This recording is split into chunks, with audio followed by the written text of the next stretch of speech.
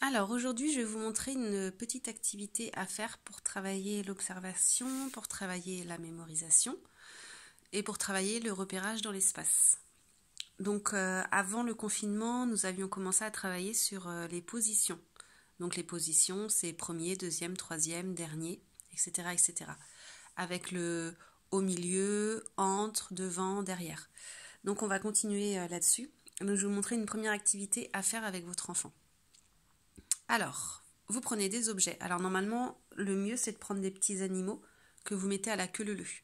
Mais j'en ai pas chez moi, donc j'ai pris des objets. Donc vous les mettez dans un certain sens. Donc là j'en ai pris 5. Peut-être que 5 pour commencer c'est beaucoup, donc vous pouvez commencer avec 3 ou 4. Et vous demandez à votre enfant de les mémoriser, c'est-à-dire de se souvenir où se trouve chaque objet. Donc vous pouvez avec lui dire ce qu'il voit. Donc en premier, il voit la bouteille, ensuite il voit la pierre, il voit le verre, il voit la rose, il voit le chat. Donc répétez comme ça, bouteille, pierre, verre, rose, chat. Le chat est en dernier, la bouteille est en première. Donc vous pouvez verbaliser comme ça les choses qu'il voit. Ensuite, vous lui dites, tu vas fermer les yeux et au moment où tu vas fermer les yeux, moi je vais enlever les objets. Et il va falloir que tu les remettes au bon endroit.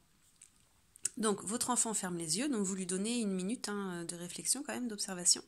Il ferme les yeux, vous enlevez les objets, vous les mélangez bien entendu. Et en dessous de chaque objet, j'avais mis le petit mot. Donc vous les retournez. Ah, j'ai oublié de dessiner le reste. Alors j'avais commencé à dessiner des wagons pour faire comme un petit train. Donc là, il faut que je dessine les deux autres. Et vous demandez à votre enfant d'ouvrir les yeux et de remettre les objets au bon endroit.